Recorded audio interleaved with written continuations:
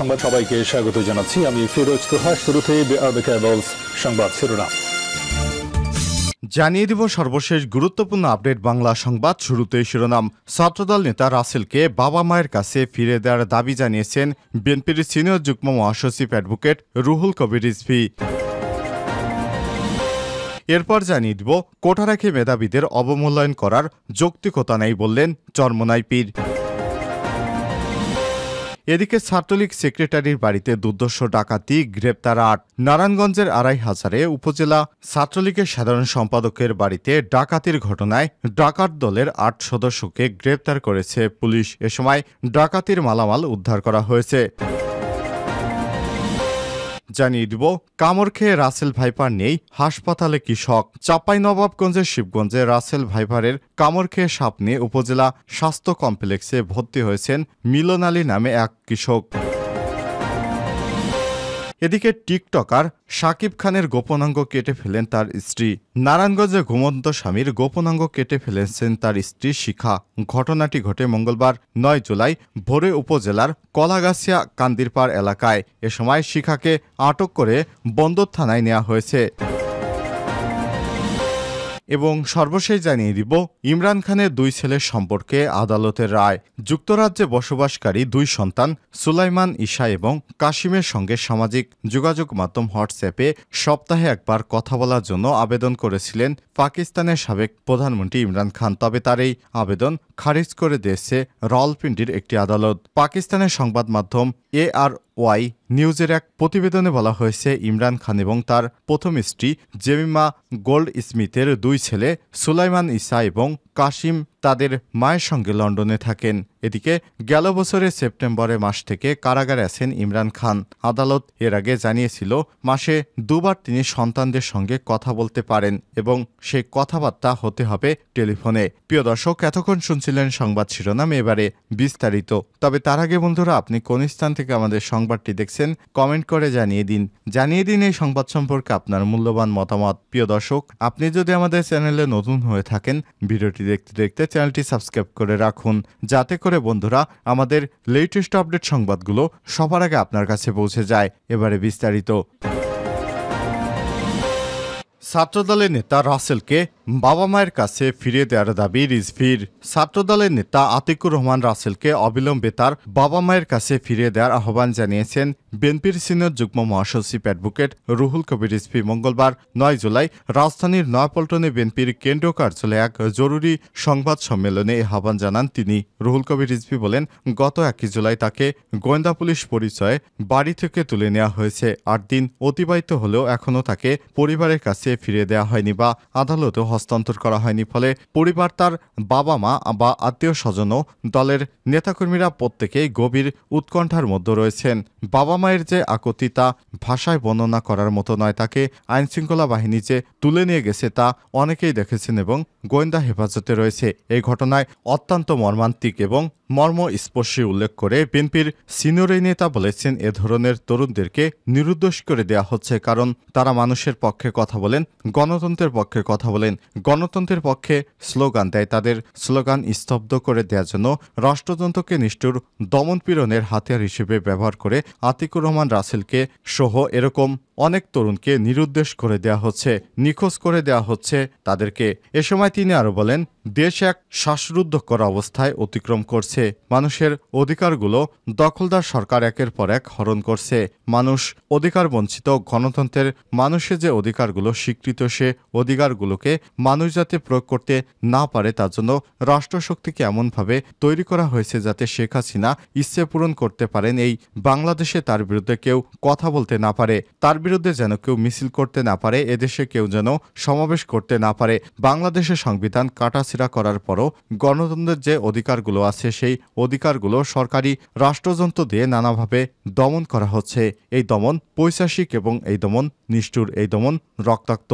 সংবাদ সম্মেলনে আর উপস্থিত ছিলেন ছাত্রদলের সভাপতি রাকিবুল ইসলাম রাকিব এবং সাধারণ সম্পাদক নাসির উদ্দিন নাসির। কোটা রেখে মেধাবীদের অবমূল্যায়ন করার যৌক্তিকতা নেই। চরমোনাই পীর। কোটা পদ্ধতি রেখে মেধাবীদের অবমূল্যায়ন করাটা দেশে এখন বৈধ হয়ে যাচ্ছে। তিনি বলেছেন এগুলো অযৌক্তিক। এ নিয়ে মন্তব্য করেছেন ইসলামী আন্দোলন বাংলাদেশের আমির মুফতি সৈয়দ মোহাম্মদ রেজাউল করিম পীর সাহেব চরমোনাই। আজ এক বিবৃতিতে এসব কথা বলেন তিনি। বিবৃতিতে মুফতি সৈয়দ মোহাম্মদ রেজাউল করিম চরমোনাই পীর বলেছেন, কোটা চালুর মাধ্যমে সরকার বৈষম্য ফেরানোর চেষ্টা করছে। আদালতের ঘাড়ে বন্দুক রেখে সরকার আবার কোটা প্রথা চালু করতে চাইছে। পৃথিবীতে বিভিন্ন দেশে প্রতিবন্ধী এবং নারী কোটা থাকলেও তা সর্বোচ্চ 10%-এর বেশি নয়। উন্নত সব দেশের মেধার ভিত্তিতে চাকরিতে নিয়োগ দেওয়া হয়ে থাকে, যার ব্যতিক্রম একমাত্র বাংলাদেশেই দেখা যায়। বাংলাদেশের বেকারত্বের হার দিন দিন বাড়ছে। অবস্থায় 50%-এর অধিক কোটার কারণে বেকারত্ব যেভাবে বাড়বে, একই সঙ্গে দেশ থেকে মেধাও পাচার হয়ে যাবে। চরমোনাই পীর বলেন, বৈষম্যমূলক কোটা ব্যবস্থা বাতিল রেখে মেধাবীদের অবমূল্যায়ন করার কোনো যৌক্তিকতা নেই। ফলে দ্রুত শিক্ষার্থীদের দাবি মেনে নিয়ে বৈষম্যমূলক কোটা ব্যবস্থা বাতিল করুন। এ সময় তিনি বলেন, ভারতকে করিডোর দেওয়ার প্রতিবাদ এবং দুর্নীতিবাজদের বিচারের দাবিতে সকলকে সোচ্চার ভূমিকা পালন করতে হবে। ভারতের সঙ্গে কিসের বিনিময়ে সরকার রেল, স্যাটেলাইট এবং সামরিক চুক্তি করল তা দেশের জনগণ কিছুই জানে না।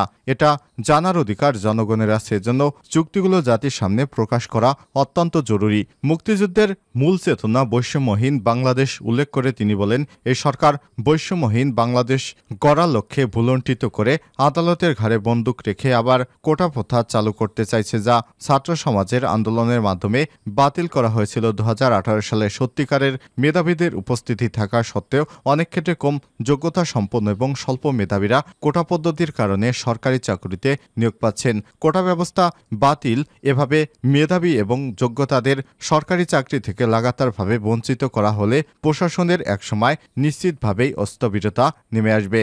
এ সময় তিনি আর বলেন, রাষ্ট্র এবং প্রশাসনের নিঃস্বার্থেই কোটা পদ্ধতির আমূল সংস্কার করে যোগ্যতার ভিত্তিতে মেধা অনুসারে চাকরি নিশ্চয়তা দিতে হবে।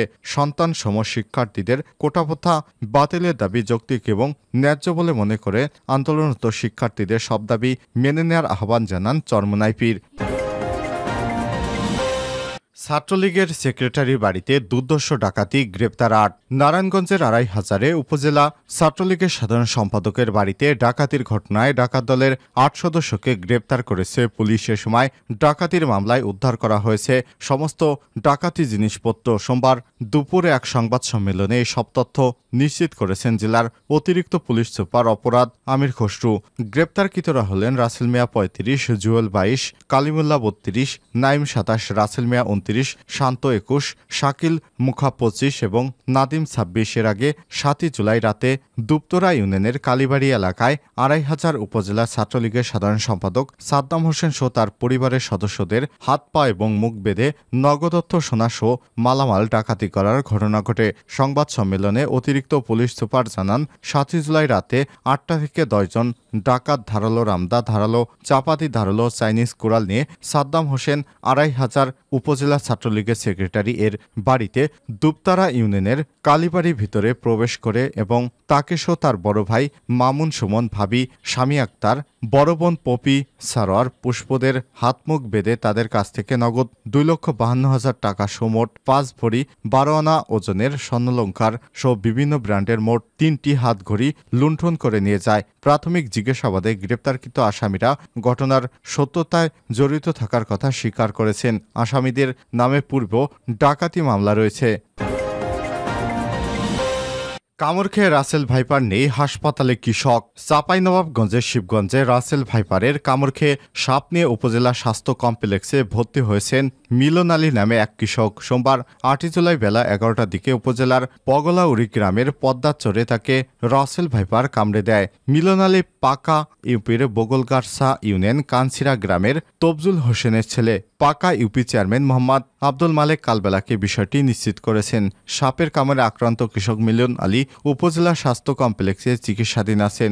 বর্তমানে তিনি সুস্থ আছেন। কৃষক মিলন আলী বলেন, বগলাউড়ি গ্রামের পাশে পদ্মা নদীর চরে খেতে কাজ করছিলাম। এ সময় একটি সাপ কামড়ে দেয়। আমার চিৎকারে স্থানীয়রা ছুটে এসে রাসেল ভাইপার সাপ দেখতে পান। পরে সাপটিকে জীবিত অবস্থায় ধরে সেখানে সঙ্গে থাকা উপজেলা হাসপাতালে নিয়ে চলে আসি। তিনি বলেন, গ্রামের কোনো ওঝার কাছে না গিয়ে দ্রুত সময়ে হাসপাতালে এসে চিকিৎসা নিয়ে সুস্থ আছি। আমি ভয় পাইনি, চেনার সুবিধার জন্যই সাপ নিয়ে হাসপাতালে আসি। টিকটকার শাকিব খানের গোপনাঙ্গ কেটে ফেলেন তার স্ত্রী।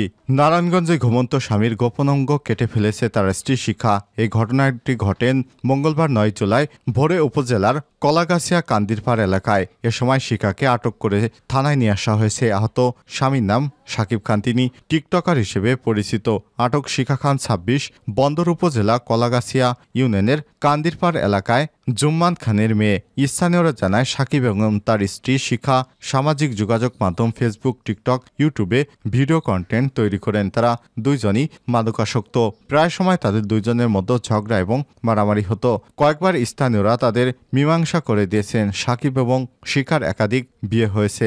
আজ ভোরে কোনো এক সময় ঘরের ভিতরে শাকিবের গোপনাঙ্গ কেটে ফেলেন তার স্ত্রী। বিষয়টি নিশ্চিত করে মদনগঞ্জের ফাঁড়ির এসআই রাজু আহমেদ বলেন, জরুরি সেবা 999-এ ফোন পেয়ে আমরা ঘটনাস্থলে যাই। সেখানে আলোচিত টিকটকার শাকিবকে রক্তাক্ত অবস্থায় বিছানার উপর পাওয়া যায়। গোপনাঙ্গ কেটে ফেলায় প্রচুর রক্তপাত হচ্ছিল। কেটে ফেলা গোপনাঙ্গের অংশ শিখার কাছ থেকে উদ্ধার করা হয়েছে। এ সময় তিনি বলেন, আহত অবস্থায় উদ্ধার করে শাকিবকে সঙ্গে সঙ্গে বন্দর উপজেলা স্বাস্থ্য কমপ্লেক্সে নিয়ে যাওয়া হয়। সেখান থেকে শাকিবকে ঢাকা শেখ হাসিনা বার্ন অ্যান্ড জাতীয় প্লাস্টিক সার্জারি ইনস্টিটিউটে চিকিৎসার জন্য আনা হয়েছে। এখানে তার সার্জারি চলছে।